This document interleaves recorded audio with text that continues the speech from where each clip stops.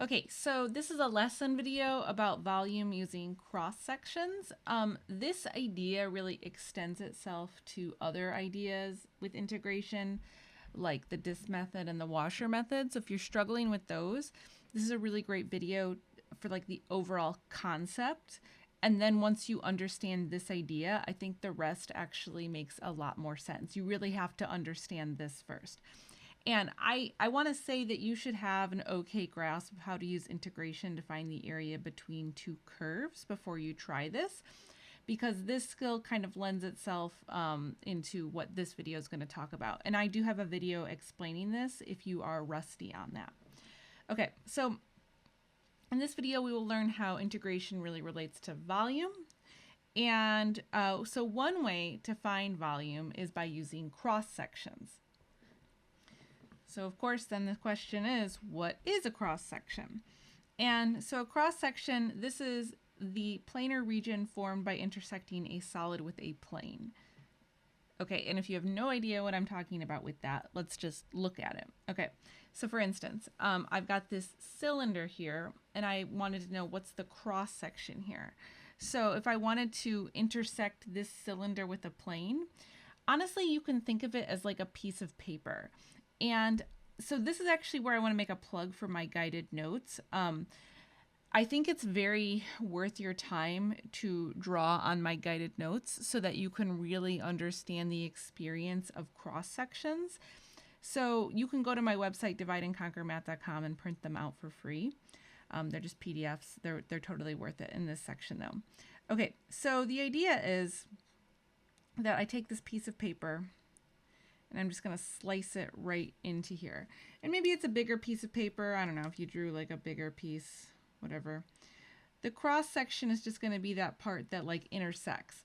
So when I cut into this, if I were to look at what's left on this piece of paper, you would say, oh, it's just this circle, right? It's just this face here. And so that is what a cross section is. So you really want to have a good solid sense of what a cross section is before we go any farther. So I thought I would make things a little interesting. What would you say the cross section here looks like? And, you can pause the video and think about this for a second, or, draw on the guided notes. So in this case, the cross section is, so here's my little piece of paper. And notice, like, I'm not drawing like the best. I'm trying to draw, obviously good for this video, but like, don't get stressed out about having like a perfect drawing. The idea here is for you to understand what it is that you're interacting with. So I draw this out so that I can kind of imagine that piece of paper. The cross section is really this face right here, right? This is like the top of the cylinder. So it's going to be this crazy, let's see if I can even draw it again. We'll call it good enough. This would be the cross section, right? So it's the intersection between this like piece of paper and this. And the piece of paper is what we call a plane in mathematics. Okay, so we want to be able to use volume with this idea, and we need to use integration for this. So one of the key things is to use integration. We need the cross sections to be oriented perpendicular to the x-axis. So what do I mean by that? I mean that for our cylinder, we would want it facing like this, because then if you think about it, so this would be perpendicular, right? So if I think about then taking my piece of paper and slicing into this, let's see, I'll just draw, let's see, not even the best drawing here, but right, so like I can imagine, right, how now this goes perpendicular to the x-axis. So this is what we're looking for, is to have the most convenient cross section perpendicular to the x-axis. And we'll talk about why in a second. So just out of curiosity, so then what way would I orient this object? So hopefully you would tell me then we would just dump it on its side like this. And then this would be the way that we want to go with this. All right. So now let's talk about like finding volume and kind of the idea of finding volume. All right, so a plane, I know I'm like rubbing this in over and over, but it's kind of important to understand the mechanics of this, because then the rest of the argument really makes a lot of sense. Okay, so my plane, I said, was just this piece of paper, right? Intersecting. This is the idea of a plane. And so now I just want to talk about the idea of a plane. And a plane has no like height or width, right? A plane is just really, it's just like the area that's on the plane that we can get to. This doesn't have any height or width or anything like that. So for volume, what we really need to do is we need to move from a plane into having a slice. So again, on the notes, I want you to get that sensation of what does it mean to slice out of this object. So don't panic about drawing the best picture. Again, it's you are defining in this exercise, what does it mean for a slice for you? What does that look like? Because you are the one who's going to have to interpret your drawings. So for me, I'm going to draw really like one plane. Let's see, I'll draw one plane. I'll just go ahead and draw it solid. And then I'm going to draw a second plane. So I'm really just going to take these two planes and connect them together. And if I fill this in, so this is what's going to make my slice. And so this is kind of what you want to define for yourself before we start doing all kinds of crazy sketches. Is you just got to understand what does it mean to actually be a slice. So now I can imagine this pretty well. And I find like filling this in kind of helps me out. Okay, so the idea then with where volume comes in is we have to move from having the plane to having the slice. And so basically then, when I have a uniform height like I have here, so and by the way, when maybe I should say width. So if I have like a uniform width like I have here, so the volume just of this little slice will be found by taking the area of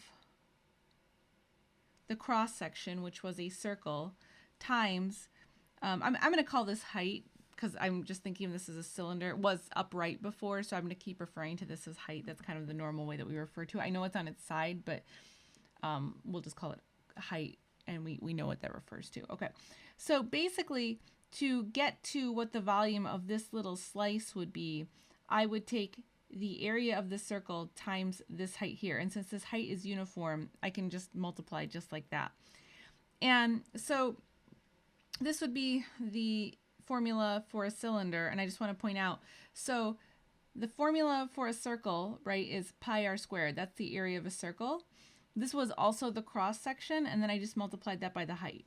Now, this happens to also just be the volume formula for a cylinder. So this is, I used this to get the volume of that slice, but this is just the formula for the volume of any circular cylinder because it just has that uniform height. So that's where this formula, this whole idea comes from. So when your height is uniform, as it was in this drawing, this is kind of simple to think about. And so you can just have a nice formula like this. So now I want to kind of up the ante here and make this situation a little harder. So I kind of want you to start visualizing, like, what does it look like to have an object like this where maybe, I know I keep referring to this as height. It's really width, but like we're trying to use volume formulas that you know, so height will be the width on this graph. So anyways, what would happen if this wasn't uniform, like all the way through? Just try to think about that. Okay, so here's the example that we're gonna think through.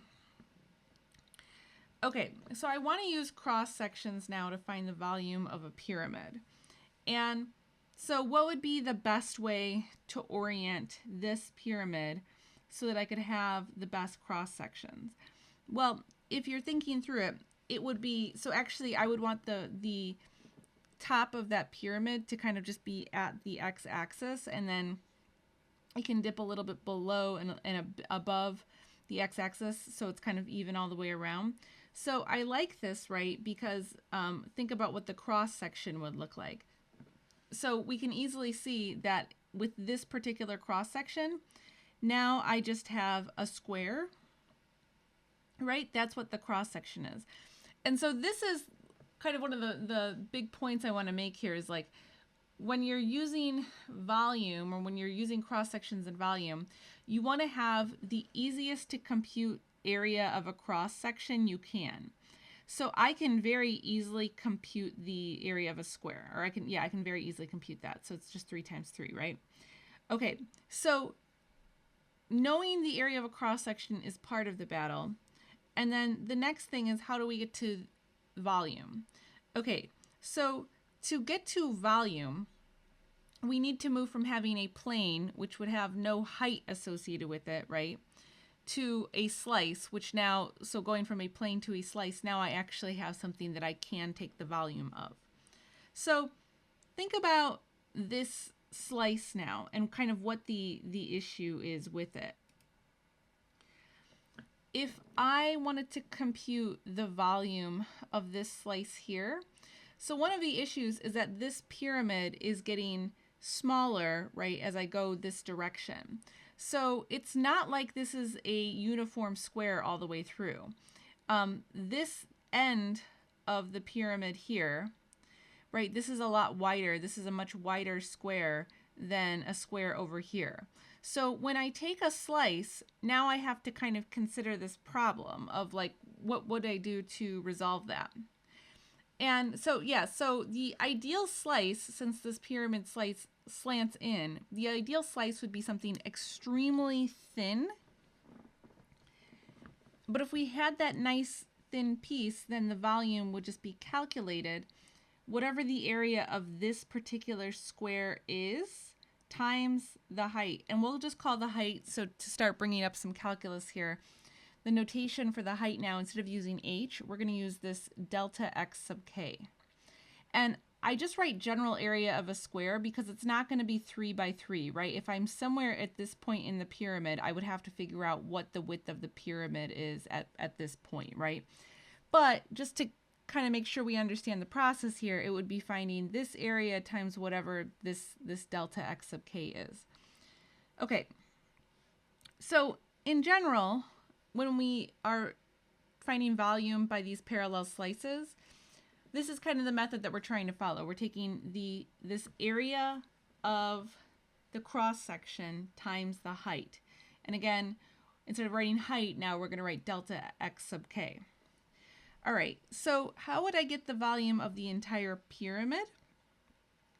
Well, what I would want to do is I would want to have multiple slices, right? I would want to get as many slices as I could, as thin as I possibly could.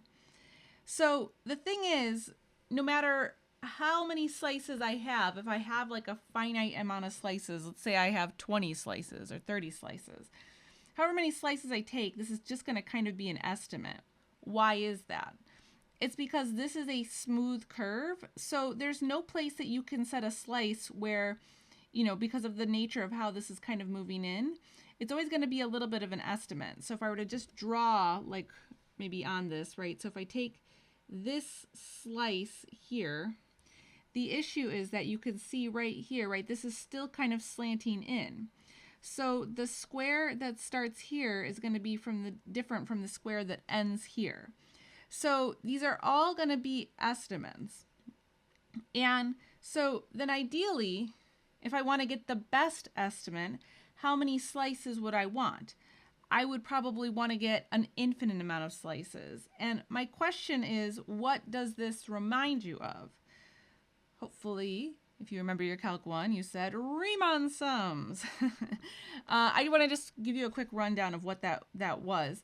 So remember this, when you had this curve and we had to do Riemann sums. So you divided up the curve into different, so equal width rectangles, and then you found the area of each rectangle.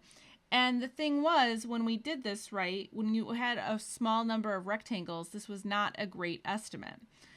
So we talked about, like, then ideally what you would do is you would just have more and more rectangles, right? You would just keep adding on.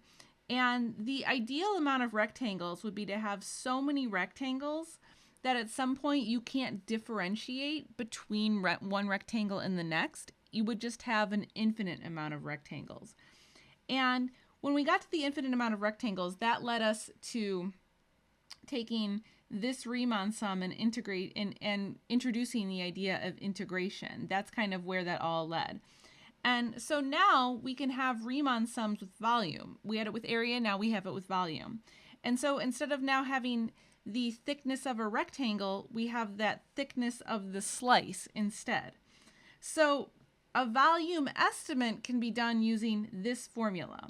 This is the idea of having a finite number of slices that you could kind of add up, just like you would do with a Riemann sum. And what we want is for an infinite amount of slices, just like we needed with area estimates, so just like with volume, we need to use limits to make this happen. So if I want to indicate that I want an infinite number of those little slices, I just bring a limit into the argument like you see here. And once I introduce that limit, I am allowed to then take this expression here and use the definition of a definite integral and say, boom.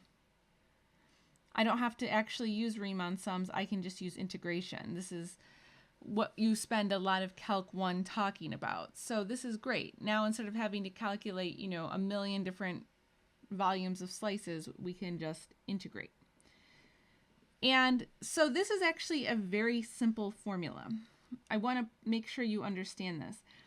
This is talking about, maybe I'll write this down. This right here, all this is talking about is the area of the cross section. So if you know the area of your cross section, then that's all you're going to put into your integral and you integrate that. So this is a very simple concept. Okay, so I'm going to show you now how to actually work with this. I'm going to give you a few examples, but before we do that, let's talk about some steps to calculating volume with cross sections. First, you want to sketch the solid and the cross section. So this is going to be very key to understanding your problems. Even if your sketch is not great, you've got to do it or you're going to get lost and you're not going to set it up right. So that's like the key step. The second is to find the formula for that cross section. Then you want to find your limits of integration. And then once you find all that, then you can integrate. Okay. So in this video, this is getting a little long, so I'm just going to do one example so that you can kind of see it, and then I have another example video with more examples. Okay, so find the volume of a solid where the base is the region between the curve y equals 4 times the square root of sine x, and the interval is from 0 to pi on the x-axis, where the cross sections are equilateral triangles with the bases running from the x-axis to the curve y. Okay, so we need to sketch this situation out. So first of all, so let's see.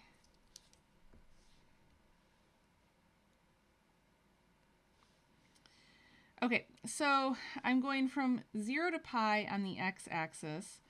So let's see, if I plug 0 into this, what value will I get? Well, the sine of 0 is just 0.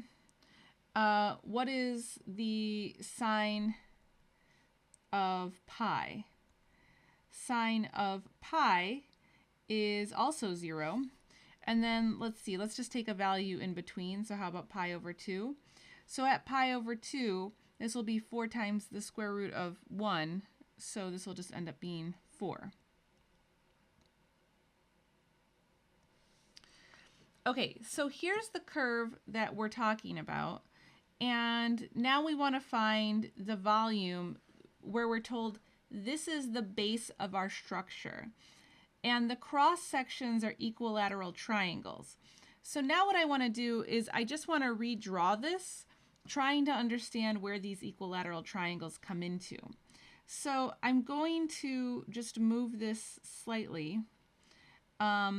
Here's my x-axis, here's my y-axis, and I'll go this way now that I know what my curve looks like. And so popping out of this, I'm told, are like these equilateral triangles.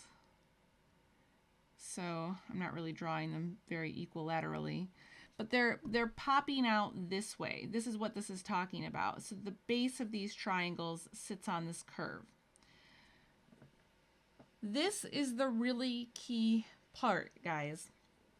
And so I want you just to appreciate like what I did to get to this. I had to draw a few drawings to figure out what am I even dealing with. I didn't even know what does 4 square root of sine x look like, so I had to start with that. And then I had to think of what does it look like for this to be the base, and then these cross sections, these equilateral triangles are popping out of this. You don't have to know exactly what the shape looks like. You just need to know kind of a general idea of what's happening here. So there's all these triangles running across this as the base. And the cross sections are actually told to you, right? So the cross section is an equilateral triangle. Okay, now the thing is that we now have to think about the area of this triangle. So the area of a triangle is 1/2 base times height. Okay, so we know that the base of this equilateral triangle runs this way. So the base is changing depending on where I am on this curve. So just to draw like maybe one more just to make sure that we've got the idea. So here's like one more, right? So this base is changing dependent on where I am on the curve. So the base can be modeled with this curve right here, right? And what is this curve? This curve is 4 square root of sine x. That's the base. Okay, now I still need to figure out what's the height. And now this is where you have to just kind of think for a second. So we're told this was equilateral. What does it mean to be equilateral? It means that all sides are the same. And so one of the things about the height then of an equilateral triangle, so this is just a little bit of a hack here. The height of an equilateral triangle is always going to be the square root of 3 over 2 divided by s. So whatever that base is, this is going to be your calculation. Now you can figure this out using some trig, or you can just remember this fact. For now, just to keep this video short, I'm just going to state this as a fact that we can just use. Okay, so my height then is going to be the square root of 3 over 2 times really what the base is, right? So that's going to be times 4 times the square root of sine x, because s is also equal to the base. So here's everything to get to my area.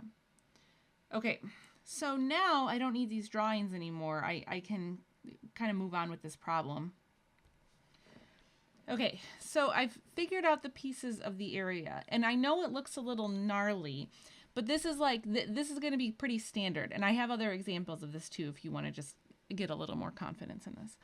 Okay, so once you figure that out, now we're ready to start setting up our integrals. Remember the format here. This is it. So once I know this area formula, I'm really ready to go with this. The last thing I need to know is also my limits of integration from a to b, which in this case, it's just really where do my x values start and stop. So that's from 0 to pi. So this integral will go from 0 to pi, and then I just plug in this whole crazy looking formula. And let's see, square root of sine x, square root of 3 over 2, times 4 square root of sine x dx. Okay, so I've got all this, and now it's just a matter of doing the algebra. So let's see.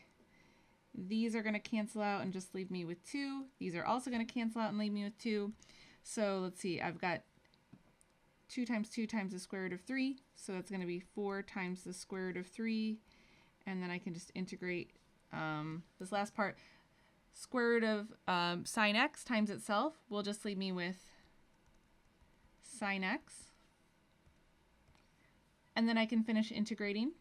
So the integral, the antiderivative of sine x is negative cosine x, and I can evaluate that from 0 to pi. And so let's see, I'm running out of space here, but let's see, this will be, I'll make a little space. Okay, so now 4 square root of 3. Okay, so negative cosine of pi, so cosine of pi is equal to -1, so this is just 1.